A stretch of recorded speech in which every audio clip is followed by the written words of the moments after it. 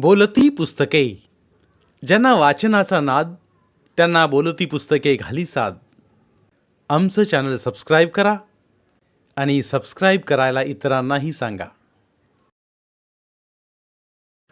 नमस्कार श्रोते मित्र हो.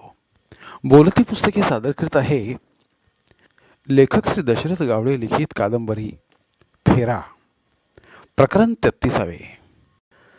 अशा समोर डॉक्टर इलाजाने हात टेकल्यावर आणि पोरांना शोधून थकल्यावर रुक्मिणीनं आणि शांतानं भोंदू देवरशांची अंधश्रद्धेनं बरबटलेली वाट धरली होती. पाटलांचा साथीदार असल्या गंगारामला त्यावेळी हे सगळं चुकीचं वाटत होतं. अंधश्रद्धेपोटी जगभर त्यांचं असं भटकणं त्याला बिलकुल आवडत नव्हतं. पण त्यांना सांगणार कसं? ते हे सगळं श्रद्धेनं करीत आहेत व आपण मध्ये बोललो तर त्यांना आवडणार नाही. आमच्या पोरीला बरं वाटू नये किंवा पोरं सापडू नयेत असं याला वाटतंय असं ते समजतील. आपल्या चांगल्या संबंधात दुरावा यायला नको म्हणून तो गप्प राहिला होता. जे आपल्या नशिबात लिहिलं आहे तेच होणार आहे. आपल्या नशिबात जे आहे ते कोणीही काढून नेऊ शकत नाही व जे नशिबात नाही ते कोणीही आणून देऊ शकत नाही. फक्त आपण आपलं कर्म करीत राहायचं. देणं घेणं दैवाधीन आहे. जीवनाचं हे परम सत्य तो जाणून होता. तसं तो एकदा पाटलांना बोलला सुद्धा. पण रुक्मिणी पुढं त्यांचं काहीच चालत नव्हतं. पोरं घर सोडून जाण्यामागं तिनं त्यांनाच दोषी ठरलं होतं. त्यामुळं ती जे सांगेल ते त्यांना करणं भाग पडत होतं. दोन्ही दुःखाने रुक्मिणी तर पार खचून गेली होती. पोरांबद्दलचे नाना तऱ्हेचे प्रश्न सतत तिच्या डोक्यात फिरत राहायचे. त्यांच्या आठवणींनी ती रड रड रडायची. या 2.5 वर्षात त्यांच्या आठवणींशिवाय तिचा एकही दिवस गेलेला नव्हता. कसा जाईल? ती आई होती संजयची. स्वतःचं मूल हे प्रत्येक आईला प्रिय असतं. माता ही नेहमी आपल्या मुलांवर वात्सल्याचा वर्षाव करीत असते. वात्सल्य म्हणजे कधीही न आटणारा झरा असतो. प्रकृतीनं जीव ओतून सजवलेला एक स्वभाव गुणधर्म. प्रत्येक प्राणी मात्रात अगदी ठासून भरलेला निसर्गाचा एक अमूल्य ठेवा. रुक्मिणीनं जन्म देऊन त्याला लहानाचा मोठा केला होता. त्याचं गोंडस गोजीरवानं रूप आठवलं की तिच्या मनाला भारी दुःख व्हायचं. मनातला दाह आणखी वाढायचा. रडून रडून ती दाह शांत करायची. या दुःखामुळं रुक्मिणीचं जीवन म्हणजे एक विरान वाळवंटच बनलं होतं. या 2.5 वर्षात नेहमीचे सण येऊन गेले, पण कुठलाही सण तिनं साजरा केला नव्हता. सुमनचं लग्न सोडलं तर गावातल्या कुणाच्याही कार्यक्रमाला ती गेली नव्हती. ती आणि शांता निव्वळ घरात बसून होत्या. सगळ्यांना झुरणी लागली होती. सगळ्यांनीच हाय खाल्ली होती. ज्या शेतात आशाला लकवा मारला व जिथनं पोरं पळून गेली त्या शेताचं तोंड सुद्धा पाहायचं नाही असा दोघींनी पण निश्चय केला होता. शारूबाई, संगीता, सुनीता व सुगंधा मध्ये मध्ये येऊन त्यांच्याशी बोलत बसायच्या. त्यांना घरातनं बाहेर घेऊन जायचा प्रयत्न करायच्या, पण त्या कुठेही जात नव्हत्या. लग्नाला आलेली माझी पोरगी एकाएकी लकवा मारून जन्माची आदू होऊन घरात बसली. तिनं कायमचं अंथरूण धरलं. तिच्या वारगीच्या सगळ्या पोरी लग्न होऊन सासरी नांदायला निघून गेल्या. सुमनचं लग्न झाल्यावर ती मनानं फार खचून गेलेली आहे. तिचं मन मला समजतंय, पण मी तरी काय करू? होता होईल तेवढं प्रयत्न आम्ही केलं. ती रडत असताना पाहून माझा जीव जळतोय. पोरं पण कुठंतरी गायब झाल्यात. जीवन व्यर्थ गेलं माझं. कूस उजवून फुकट झालं माझं. माझ्या पोरीचं आणि पोरांचं पण वाईट झालं. माझ्या पोरीचं तर सगळं संपल्यातच जमा आहे. जगून तरी काय उपयोग तिचा? चित्त जागतं मुळं घरात राखल्याचा प्रकार आहे हा. 2.5 वर्ष झाली हे सगळं दुःख मी सहन करीत आहे, पण आता माझ्यानं हे सहन होत नाही. नको झालाय हा जन्म मला. रकमी तेवढ्यात पाटील तिला आवाज देतच घरात आले. मनात घुटमळणाऱ्या दुःखी घटनांचा पाढा वाचत रुक्मिणी जेवण घरातल्या चुलीसमोर रडत बसली होती. पाटलांची अशी हाक तिने कितीतरी महिन्यांनी ऐकली. पदरानं डोळं पुसतच ती जेवण घरातनं बाहेर आली. ओह काय हे बघ, असं एकसारखं रडायचं आता सोडून दे. रडून कुठल्याही गोष्टीची उत्तरं मिळत नाहीत. जो प्रसंग घडला तो आता लई जुना झाला. त्याच तू करीत बसलीस तर पुढे कसं व्हायचं? आज नाही तर उद्या पुन्हा चांगलं दिस येतील आमचं. अगदी पहिल्या परास चांगलं दिस येतील. मनावर दगड ठेवून पाटील बोलत होते. शेताकडे चाललेले दिगंबर व सुनंदा त्यांना भेटले होते. रस्त्यात उभं राहून ते एकमेकांशी बोलले. रमेश वारल्याचं दुःख गिळून दिगंबर व सुनंदा धीराने जगत होते. त्यांच्या जगण्यासाठीची एक प्रकारची ओढ दिसत होती. ते रोज शेताकडे जात होते, काम करीत होते. त्यामुळे त्यांना दुःख करण्यास वेळ मिळत नव्हता. त्यांनी स्वतःला कामात गुंतवून घेतल्यामुळे त्या दुःखाची धार आता कमी झाली होती. दिगंबर व सुनंदाच्या बोलण्यातनं पाटलांना हे सगळं कळून आलं. या भेटीमुळे त्यांच्या मनाला एक नवीन उभारी मिळाली. मी घरातला करता माणूस आहे. मीच जर गळ्यात गुडघं घालून बसलो तर सगळं घर सुद्धा माझंच अनुकरण करणार. त्यापेक्षा दिगंबर सारखं आपण पण आता जीवनाची नवीन सुरुवात केली पाहिजे. स्वतःला कामात गुंतवून घेऊन जीवनातल्या या कडू आठवणी विसरायचा प्रयत्न केला पाहिजे. म्हणजे घडलेल्या त्या वाईट गोष्टींचा विचार करायला मनाला वेळच मिळणार नाही. अर्थात मनात कायम घर करून राहिल्या कधीही न विसरणाऱ्यासारख्या त्या घटना आहेत. तरीही आपण त्या विसरण्याचा प्रयत्न केला पाहिजे. कधीही बऱ्या न होणाऱ्या त्या जखमा आहेत. तरीही त्यांच्यावर सतत मलमपट्टी करीत राहिलीच पाहिजे. कधीही न भरून येणाऱ्या जीवनाचं नुकसान झालेलं आहे. तरीही डागडुजी करून जीवन सावरण्याचा प्रयत्न केला पाहिजे. पुन्हा उभं राहण्याचा प्रयत्न केला पाहिजे. काळजी करीत बसून आपलं शरीर खंगवून घेण्यापेक्षा जेवढं आहे तेवढं जीवन व्यवस्थित जगलं पाहिजे. आठवणी उगाळत बसणं म्हणजे कोळसा उगाळत बसण्यासारखं आहे. कुठलीच आठवण मनाला आनंद मिळवून देत नाही. आठवणी या नेहमी मनाला दुःख देणाऱ्या असतात, मग त्या चांगल्या असोत किंवा वाईट. भविष्याचा विचार करीत दिगंबर व सुनंदासारखं धीरानं जगलं पाहिजे. आठवणींच्या जंजाळातनं सगळ्यांना बाहेर काढून त्यांच्यात नवीन ऊर्जा भरली पाहिजे. एक दिवस मरायचं तर सगळ्यांनाच आहे. अमर असा कुणीही नाही. कुणालाच अमरत्व मिळालेलं नाही या जगात. प्रत्येक गोष्टीचा नाश हा ठरलेलाच आहे. जिथं जन्म आहे तिथं मरण अटळ आहे. मग जे जीवन आपल्या वाटेला आलेलं आहे ते रडत रडत जगण्यापेक्षा पहिलं जसं चाललं होतं तसं जगलं पाहिजे. असा सारासार विचार त्यांनी केला होता. आणि म्हणून ते रुक्मिणीला समजावून सांगत होते. मला समजून सांगायला सा तुम्हासनी तरी हे सगळं इसरायला होईल. आणि आता कुठनं चांगलं दिस येतील आम्हासनी. आणि जरी आलंच तरी त्याचा आम्हासनी काय उपयोग? काय माझी पोरगी तर आता पहिल्या गत होणार नाही ना.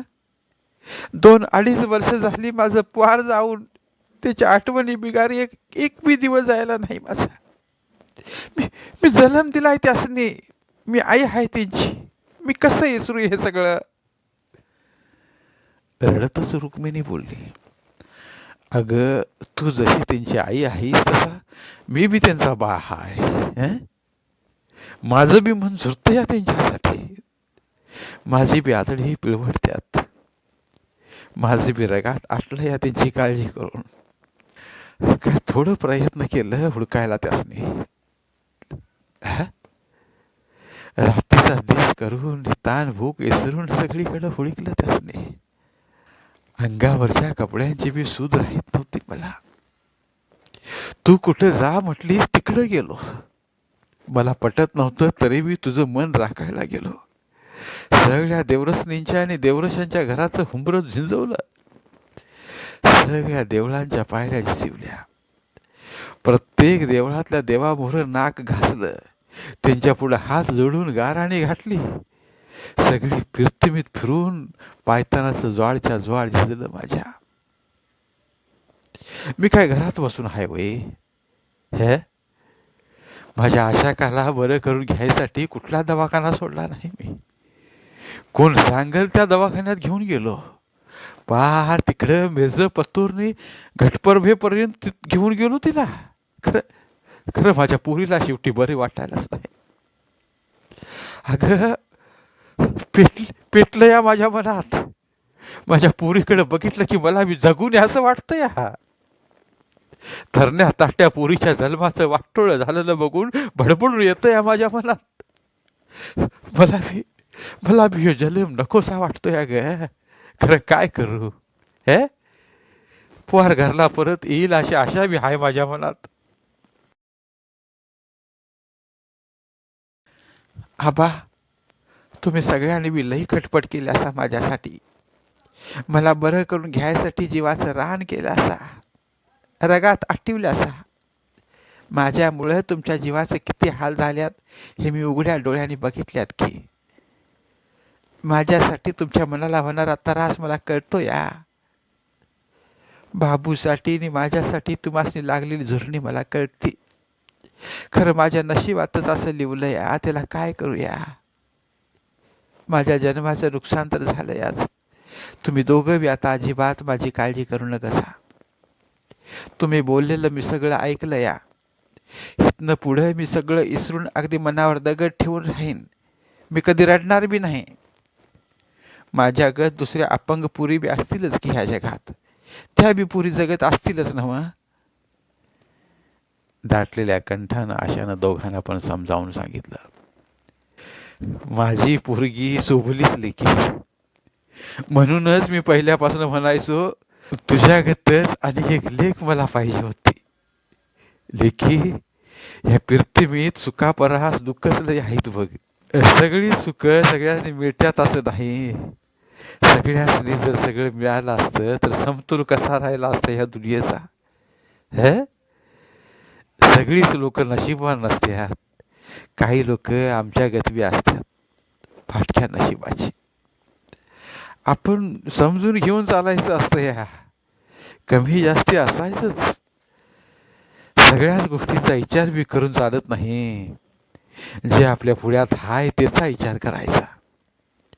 जे नाही त्याच्याबद्दल जास्ती टेन्शन घ्यायचं नाही. भया आबा, आशाला सर्व गोष्टी पटल्या. तू जर कामात गुंतून राहिलीस तर तुझ्या अंगाची हालचाल होत राहील.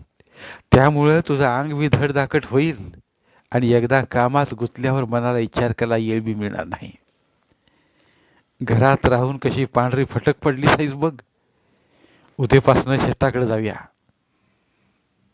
नंतर पाटील रुक्मिणीकडे पाहत बोलले, माझ्या पोरीला कोण बघणार मी शेताकडे येऊन. अगं तू ध्याडभर थांबू नको शेतात. तू नि शांता 2-3 घटका थांबून परत घरला यावा. नंतर हळूहळू मन रमायला लागलं की आशाकाला बी गाडीत बसून शेताकडे नेऊया. ते बी बसल आंब्यांच्या झाडापुढी. चालतंय की आबा. मला बी घरात पडून पडून लई कट्टा आलाय बघा. पटकन आशा बोलली. बघ, माझ्या आशाकाला पटलं आणि हिला पटणं झालं या. आई, घरात राहून काळजी करीत बसण्यापरीस शेतातल्या आंब्याच्या झाडापुढी मोकळ्या हवाला तरी जाऊन बसूया. घरात बसून बसून जीव गुदमारतोय माझा. 2.5 वर्ष वहीत आली, एकाच जागेला पडून आहे मी. असं आशानंही रुक्मिणीला समजावून सांगितलं. पाटलाने सगळ्या तऱ्हेनं रुक्मिणीला समजावून सांगितलं. पण ती फारच हळव्या व कमजोर मनाची असल्यामुळे हे विचार पचनी पडायला तिला अवघड जात होते. ती काहीच बोलली नाही. गप्पच बसून राहिली. मनातल्या दुःखाची गाठ सोडायला ती तयार नव्हती. शेवटी मनाला कोण समजावणार. पण वेळेसारखी संजीवनी या जगात दुसरी कुठलीच नाही. प्रत्येक गोष्टीचा रामबाण इलाज म्हणजे वेळ. फक्त वेळ जाऊ द्यायची. आपोआप सगळं ठीक होत जातं. खोलवर झालेले मनावरचे घाव वेळेच्या दिव्य औषधानं आपोआप भरून निघत असतात. वेळ जाईल तसा मनावरचा ताण नाहीसा होत जातो. अपमानांची शल्य बोथट होत जातात. वेळ जाईल तशी प्रत्येक गोष्ट शिथिल व नरम पडत जाते, थंड होत जाते. सर्व लोकांनी समजावून सांगितलं हळूहळू पटायला लागतं. एखाद्या वस्तूवर एकसारखं प्रहार केल्यावर ती वस्तू तुटते, फुटते, मोडते. अगदी तसंच प्रत्येकाच्या एकसारखं सांगण्यामुळं आणि समजावण्यामुळं मनात खोलवर रुतून बसलं कोणतंही भारी दुःख असलं तरी माणूस हळूहळू त्या दुःखातनं बाहेर पडत जातो. शामरावला आणि शांताला सुद्धा पाटलाने असंच समजावून सांगितलं. दोघांनीही शांत बसून ऐकलं.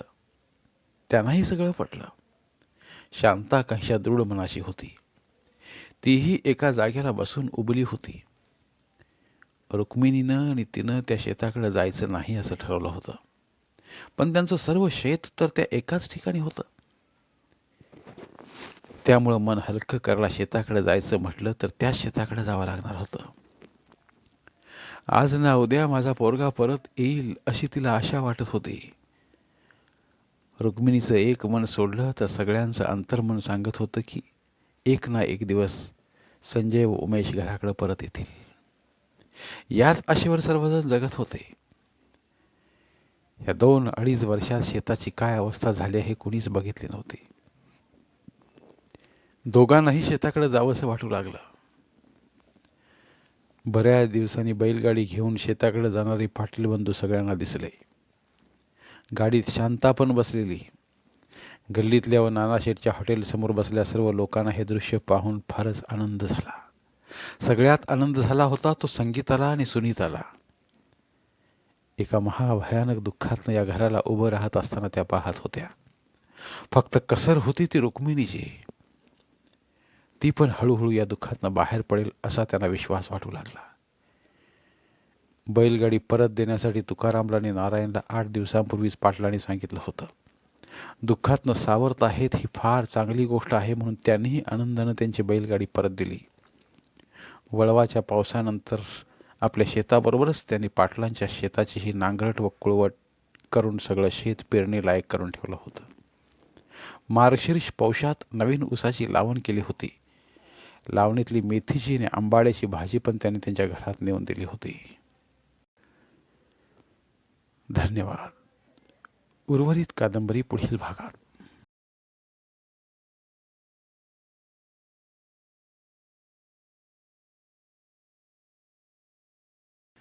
धन्यवाद. प्रिय श्रोते मित्र हो, आपल्यासाठी एक आवाहन. आमच्या चॅनलच्या प्लेलिस्ट विभागात तुमच्यासाठी शेकडो कादंबऱ्यांचे ऑडिओ बुक्स उपलब्ध आहेत. तिथे प्रत्येक कादंबरीचे सर्व भाग एकत्रित मिळतील. त्यामुळे सध्या सुरू असलेल्या क्रमशः कादंबरीच्या पुढील भागासाठी वाट पाहण्याची गरज नाही. तुमच्या वेळेनुसार तुम्ही संपूर्ण कादंबरी सलगपणे ऐकू शकतात आणि साहित्याचा आस्वाद घेऊ शकता. कृपया आमच्या चॅनलच्या होमपेजवर जाऊन प्लेलिस्ट चेक करा आणि तुमची आवडती कादंबरी निवडा. धन्यवाद.